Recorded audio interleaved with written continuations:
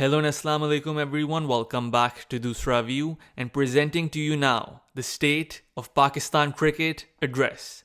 मैं कुछ टाइम से ऑफलाइन था यूट्यूब से, कुछ मुश्किलात थी, फैमिली हेल्थ के चक्कर चल रहे थे, लेकिन अल्हम्दुलिल्लाह everything is good now and I am back right here for you guys. पिछला महीना पाकिस्तान क्रिकेट में एक रोलर कोस्टर से कम नहीं रहा. हमने देखा तो है कि पाकिस्तान ऑस्ट्रेलिया की टेस्ट सीरीज़ शुरू हो गई है, आगे भी क्रिकेट आ रही है, न्यूजीलैंड जाना है पाकिस्तान ने. लेकिन उससे पहले जो हुआ है उस सारे के ऊपर बात करना बहुत ज़रूरी है, क्योंकि इस वक्त Pakistan cricket is at the lowest point it can be. इतनी घटिया एडमिनिस्ट्रेशन, इतनी घटिया पीसीबी, इतना लो लेवल इदारा सिर्फ रिप्रेजेंट करता है उस जगह जहाँ पे इस वक्त कंट्री खुद ही लूम कर रही है. ये सच्ची बातें हैं और अब आपको बताऊंगा मैं कि क्या देखा है हमने पिछले पूरे महीने में.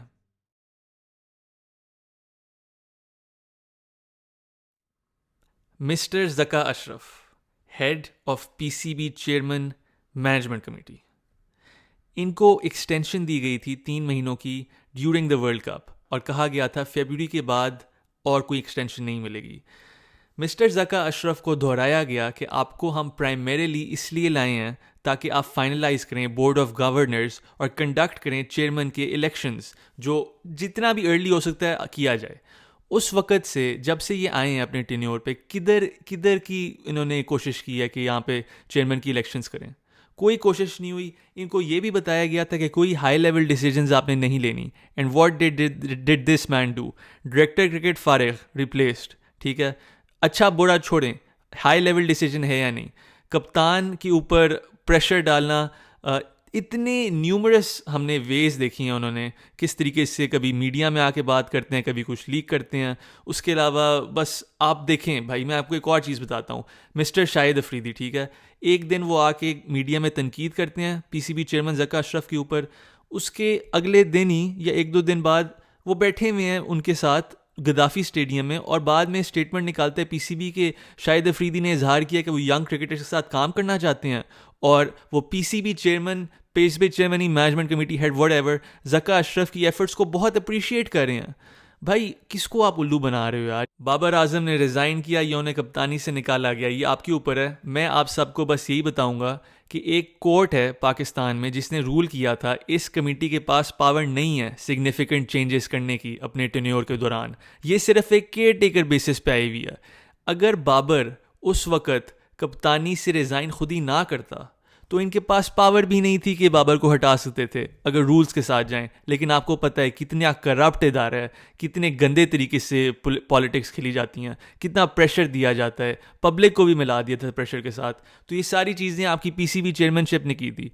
मैं आगे जाने से पहले बस बताना चाहता था कि ज़का अशरफ का क्या रोल चल रहा है अब तक.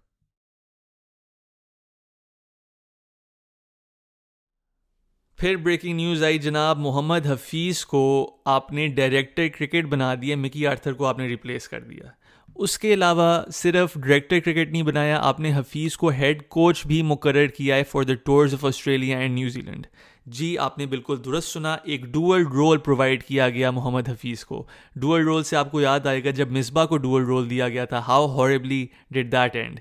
क्या आप डुअल रोल से करना चाहते हैं, मुझे समझ नहीं आती. आप क्यों शेयर नहीं कर सकते अथॉरिटी, क्यों पावर शेयर नहीं कर सकते, क्यों सेग्रीगेशन ऑफ ड्यूटीज़ नहीं हो सकती, ये काम और बेहतर हो. क्यों हम कहते हैं यार एक ही बंदा सारा डंडे के साथ लेके चले. ये पाकिस्तान मेंटालिटी है भाई, और हम वापस उधर ही चलेंगे. हफीज़ को आप सारा दे दो और फिर देखो हफीज़ कैसे खेलता है, फिर अगले बल्ले को सारा देना, देखना वो कैसे खेलता है.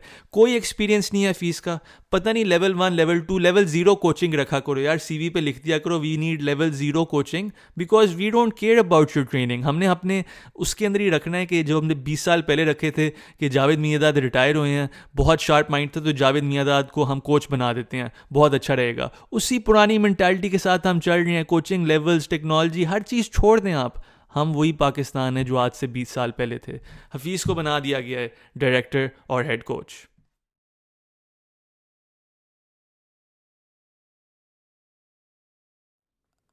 अच्छा, फिर न्यूज़ आती है कि वहाब रियाज को चीफ सेलेक्टर बना दिया गया है. मैं आप सबको बताता हूँ, वापस लेके चलता हूँ. जब ये न्यूज़ सारी निकल रही थी, सारों को पता था क्या होने लगा है. पहले सी बात आगे कर दी थी कि वहाब रियाज को फ्रंट रनर बना रहे हैं चीफ सेलेक्टर, मीडिया में डाल देते हैं बातें. उसके बाद और भी अपॉइंटमेंट्स हुई थी, अभी उनके ऊपर भी आऊँगा. उनके ऊपर भी पहले मीडिया चला देता है कि ये अपॉइंटमेंट होने वाली है जनाब. تو کچھ سمجھ نہیں آ رہی کہ کیسے ادارہ چل رہا ہے. پہلے آپ کو تیار کرتے ہیں میڈیا میں لیک کر کے نیوز اور پھر پریزنٹ کرتے ہیں تاکہ کوئی شوق نہ پڑے. یہ گھٹیا اور سستی ٹیکٹکس ہیں پی سی بی کی. اب آپ مجھے بتائیں کہ وہاب ریاض کیسے بن سکتا ہے پی سی بی چیئرمین, ٹھیک ہے, پی C be selector sorry. Wahab Riaz تو خود ہی ایک پوسٹ پہ ہے for the government of Punjab, ٹھیک ہے, وہ کوئی اسپورٹس منسٹر ٹائپ رول میں ہے, ٹھیک ہے, forgot the exact post اس کی, لیکن اسپورٹس منسٹر ٹائپ رول پہ ہے پنجاب کے لیے بھائی وہ, ٹھیک ہے. تو آپ مجھے بول رہے ہیں کہ کانفلکٹ آف انٹرسٹ یہ وہ, جس کو ریپلیس کر رہے ہیں بائی دا وے وہ انضمام الحق, کانفلکٹ آف انٹرسٹ کی وجہ سے ریزائن ہوئے وہ. He was the director of the same company جو آپ کے 10 پلیئر کو مینیج کر رہا تھا, وہ بندہ بھی اسی کمپنی کے ساتھ تھا ڈائریکٹر. تو یہ دونوں ڈائریکٹرز تھے, چیئرمین پی سی بی اور ایجنٹ کرکٹ پلیئرز ایک کمپنی کے ڈائریکٹر ہیں, ٹھیک ہے. یہ کانفلکٹ آف انٹرسٹ تھی. اس کو ہٹانے کے لیے آپ نے پنجاب اسپورٹس منسٹر کو پی سی بی چیئرمین بنا دیا, سوری سلیکٹر بنا دیا. ایک اور ڈوئل رول.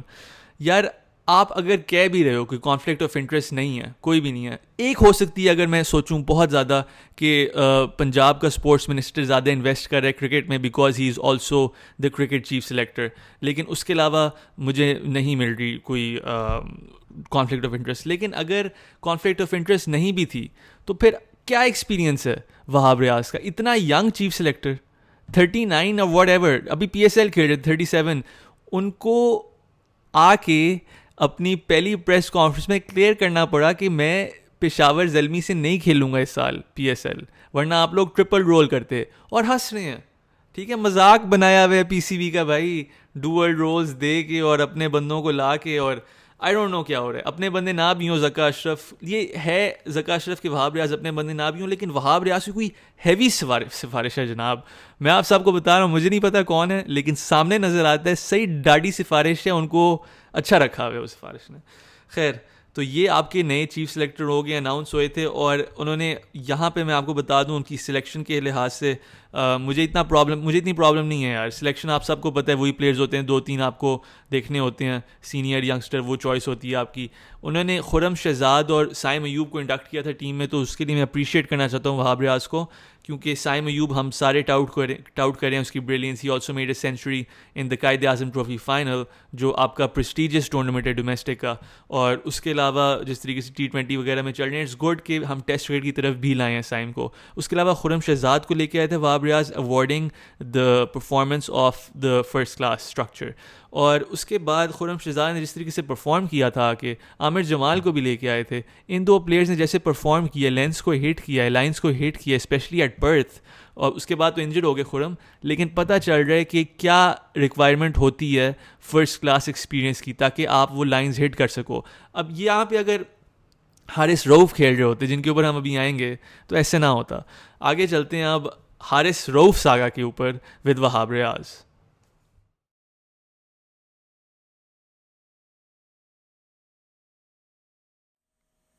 اچھا جی, پھر مقابلہ ہوا حارث رؤف اور وہاب ریاض کا. اب اس پہ مقابلے پہ جانے سے پہلے میں بس آپ کو بتانا چاہتا ہوں, مینٹلی میں ہمیشہ سمجھتا تھا حارث رؤف ایک وہاب ریاض ٹائپ بولر ہی ہیں. ہٹس دا لینتھ ہارڈ, پیس ہے, اور زیادہ کنٹرول نہیں ہے لائن پہ, ویورڈ ہو سکتے ہیں, بائس جا سکتے ہیں, اور لیتھل بھی ہو سکتے ہیں. تو مجھے لگتا ہے یہ دونوں بہت سملر ہیں ان ٹرمز آف بولنگ سٹائلز. اور پتہ چلا یہ صرف بولنگ سٹائلز میں سملر نہیں ہیں, بلکہ اپنے ایٹیٹیوڈز میں بھی سملر ہیں ورک لوڈ مینجمنٹ کے لحاظ سے. جناب, ورک لوڈ مینجمنٹ یا لیگز کی لالچ آپ کہہ لیں, یہ ساری ریزنز تھیں جو ایک کانفلکٹ لائی مسٹر وہاب ریاض اور مسٹر حارث رؤف کے بیچ میں. کیا ہوا تھا جناب, ہم نے کھیلنا تھا اگینسٹ آسٹریلیا. ٹیسٹ سیریز بہت کم کھیلتے ہیں, 3-4 سال میں ایک بار چلے جائیں گے, دھل کے آ جائیں گے 3-0, جیتے تو ہیں نہیں ہم ادھر جا کے, لیکن آسٹریلیا کہتے ہیں آ جاؤ. تو ہم نے ادھر جانا تھا اپنے بولرز کے ساتھ. آپ کو پتہ ہے ہمارے بولنگ لائن اپ میں Shaheen Shah he is very much injury prone right now, جس وجہ سے پیس ڈاؤن ہے ان کی. اس کے علاوہ ہماری بولنگ میں نسیم شاہ بھی نہیں ہیں جو انجرڈ ہیں پیس کے ساتھ, اور ان کے علاوہ پیس ہی نہیں ہے ہماری بولنگ میں. تو اس لیے ڈائریکٹر کرکٹ محمد حفیظ نے اور چیئرمین سلیکٹر وہاب ریاض نے سمجھا حارث رؤف کو انڈکٹ کرتے ہیں, تھوڑی پیس لے آتے ہیں. اور اکارڈنگ ٹو وہاب, حارث نے کہا ہاں میں کھیلوں گا, اور 1 دن بعد ہی اور 2 دن بعد سلیکشن سے پہلے, اناؤنسمنٹ سے پہلے, حارث رؤف نے کہا میں نہیں کھیل رہا اور میں بگ بیش کھیل رہا ہوں اس کی جگہ. تو چیئرمین سلیکٹر وہاب اور ڈائریکٹر کرکٹ حفیظ کو سمجھ نہیں آیا, تو انہوں نے ریاکٹ کیا. اور ریاکٹ کیسے کیا؟ جب انہوں نے اناؤنس کی ٹیم, میڈیا میں آ کے وہاب ریاض نے اوپنلی یہ ساری باتیں ایکسپوز کیں اور بتایا کہ یار یہ باتیں ہوئی تھیں پلیئر کے ساتھ, اور ادھر آ کے وہ ہم ساروں کو بتا رہے ہیں. اب کیا یہ ایک ٹھیک پریکٹس ہے کہ جو پلیئر کے ساتھ باتیں ہوں وہ آپ میڈیا میں آ کے پبلکلی بتا دیں؟ وہاب کا پرسپیکٹیو یہ تھا کہ میں آپ سب کے سامنے سیدھی چیزیں رکھنا چاہتا ہوں اور ایسے ویسے, اور بتا رہے تھے کہ ہر چیز ٹرانسپیرنسی کے ساتھ ہونی چاہیے. لیکن بات یہ کہ was this the best way to do it? ایک میڈیا پریس کانفرنس میں آ کے ایسے پہلے ٹیم بھی اناؤنسمنٹ سے پہلے آپ نے بول دیتے آپ, لیکن بولتے ہیں ہم ڈیٹیلز بعد میں دے دیں گے یا کچھ اور کر دیں گے تاکہ آپ اس سچویشن کو تھوڑی ڈیفیوز کر دو اور بعد میں آپ ایک پریس ریلیز کر دو, یا کچھ 10,000 طریقے ہو سکتے ہیں, ٹھیک ہے. I am not the one in administration. اس طریقے سے بہتر ہی ہونا تھا کہ پوری جو میڈیا کال تھی فار دا سلیکشن وہ بن گئی Wahab Riaz versus Haris Rauf. It was a damn shame. اور اب میں بات کرنا چاہتا ہوں کہ who was actually in the right in terms of all of this. دیکھیں, حارث روف کو اگر آپ سلیکٹ بھی کر رہے تھے نا مسٹر وہاب ریاض, تو میں آپ کو سلام دیتا ہوں کہ آپ نے کوئی چارہ ہی نہیں چھوڑنا تھا پاکستان کے لیے کہ ہارنا ہی ہے آسٹریلیا میں جا کے. بھائی وہ ٹیسٹ بولر نہیں ہے, ٹھیک ہے. وہ بڑی مشکل سے ODI کے 10 اوور کرا لیتا ہے یار. لینتھ تو مارنی نہیں آتی اس بیچارے کو, لیکن he is a very good T20 bowler, اور کبھی کبھی ODIs میں اس کی فیروسٹی چل جاتی ہے. ٹیسٹ کرکٹ میں ہم نے انہیں ایک بار ٹرائی کیا تھا against England in Pakistan. He played only one match, bowled only in one innings, اور وہ انجر ہو گئے تھے. آئی تھنک 12-13 اوور کرائے تھے انہوں نے. حفیظ نے انہوں نے کہا تھا کہ ہم آپ کو بولیں گے کہ 10 اوور کرائیں دن میں, اور ہم آپ کو بڑے اچھے طریقے سے یوز کریں گے. یار آپ کون سی ٹیسٹ کرکٹ کھیل رہے ہو کہ 10 اوور دن میں بندہ کرائے گا یار؟ ٹیسٹ کرکٹ کھیل رہے ہو آپ, کیا کر رہے ہو آپ؟ مطلب آپ ایک پورے بندے کو ایک ٹیم میں رکھو گے 11 کی ان اے ٹیسٹ میچ, اور آپ اسے 10 اوور کراؤ گے اسپیشلسٹ بولر کو. پتہ نہیں آپ کون سی ڈائریکٹنگ کر رہے ہیں ادھر آ کے. مرزا اقبال بیگ بولتے ہیں پہلے حفیظ صاحب پروفیسر تھے, اب پرنسپل بن گئے ہیں, اور بالکل ٹھیک بات کر رہے ہیں مرزا اقبال بیگ صاحب. تو یہ ساری بات ہو گئی کہ کیا چسکا مارا تھا محمد حفیظ نے. لیکن actually was Haris Rauf in the right? Haris Rauf was not in the right, ٹھیک ہے. اگر آپ نے ہاں کر دیا سلیکٹر کو, کیونکہ I am gonna go by what Wahab said, تو آپ کیسے نہ کر سکتے ہو بعد میں؟ ہاں کیوں کی پھر آپ نے پہلے, ٹھیک ہے. اور آپ ریٹائرڈ تو نہیں ہو ٹیسٹ کرکٹ سے, یا تو ریٹائرمنٹ لے لو, ٹھیک ہے. کیونکہ دوسری طرف آرگیومنٹ یہی آ رہا ہے کہ ہم نے سینٹرل کانٹریکٹس دیے ہیں تاکہ پلیئرز اویلیبل ہوں for all formats, which is understandable. تو یہاں پہ مجھے سمجھ نہیں آئی. یہ دراصل وہی بات ہے کہ پیسہ اور لیگز بہت اوپر آ گئی ہیں. حارث روف کو لگتا ہے کہ ان کے 2-3 سال رہ گئے ہیں to really earn the good money. تو وہ کہہ رہے ہیں کہ یار میں پاگل ہوں آسٹریلیا میں جا کے ٹیسٹ کرکٹ میں اپنی اسکن ساروں, جب میں میلبرن میں جا کے 4 اوورز کرا سکتا ہوں میلبرن سٹارز کے ساتھ, اور پھر میں AC میں جا کے بیٹھوں گا آرام سے اپنے حلال کھانا کھاؤں گا ادھر جو منگوایا اسپیشل, اور بس ایزی رہوں گا. تو انہوں نے obviously لیٹر چوز کیا. he didn't choose the first one and he's going to earn a lot more there as well.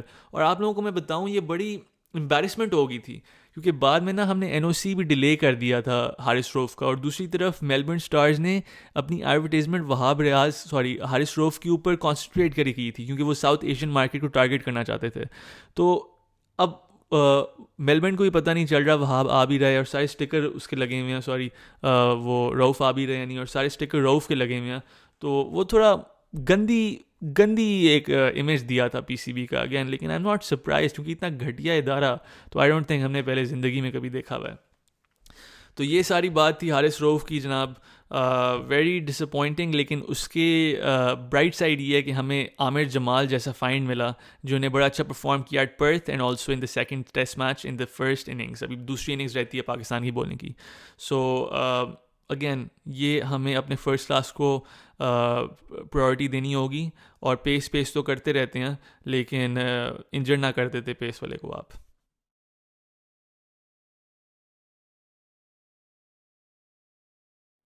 یہاں پہ میں جلدی سے بتانا چاہتا ہوں کہ اماد وسیم نے ریٹائرمنٹ لے لی ہے انٹرنیشنل کرکٹ سے. جی آپ نے صحیح سنا, اور یہ انہوں نے فیصلہ لیا آبویسلی اپنی ایج کو دیکھ کے, اور یہ دیکھ کے کہ وہ لیگ سے کتنا پیسہ کما سکتے ہیں. اب میں آپ لوگوں کو ادھر ایک بات کرنا چاہتا ہوں, وہ ایک سینٹرلی کانٹریکٹڈ پلیئر ہے. B کانٹریکٹ نہیں تھا, ایک C کانٹریکٹ تھا اماد کا.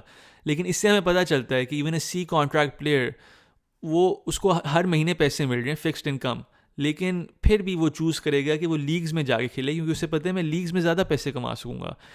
کیونکہ یہ بڑا فیکٹر ہے بھائی. عماد نے صرف وہ نہیں پیسے نہیں دیے بلکہ he also gave a shot at the Pakistan team come back and all the riches that go with that.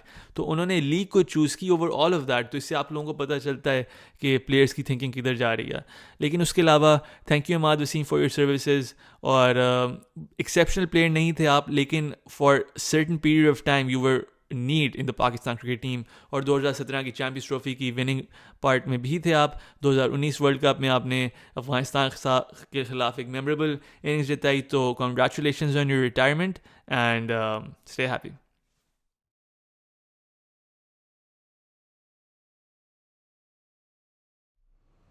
Salman Butt کے اوپر تو میں بات کرنا چاہتا ہوں. ہم کیسے انہیں پی سی بی میں ایک دن کے لیے لائے اور پھر ایک دن میں ہی ہم نے انہیں پی سی بی سے فارغ کر دیا. لیکن اس سے پہلے میں بات کرنا چاہتا ہوں محمد حفیظ کے بارے میں ایک بار پھر سے, اور بتانا چاہتا ہوں کہ خبر یہ آئی تھی کہ ڈائریکٹر حفیظ نے ریچ آؤٹ کیا ہے ریٹائرڈ فاسٹ بولر محمد عامر کو, اور انہوں نے کہا ہے کہ اگر آپ آنا چاہتے ہیں ٹیم میں آپ ڈومیسٹک کھیلیں اور پھر ہم آپ کو ریکگنائز کریں گے پرفارمنس پہ اور پھر ہم آپ کو واپس لے آئیں گے. اور حفیظ کو آنسر ملا کہ آئی ایم ریٹائرڈ. ٹھیک ہے, وہی آنسر جو عامر نے 10,000 بار میڈیا میں جا کے دے دیا ہے.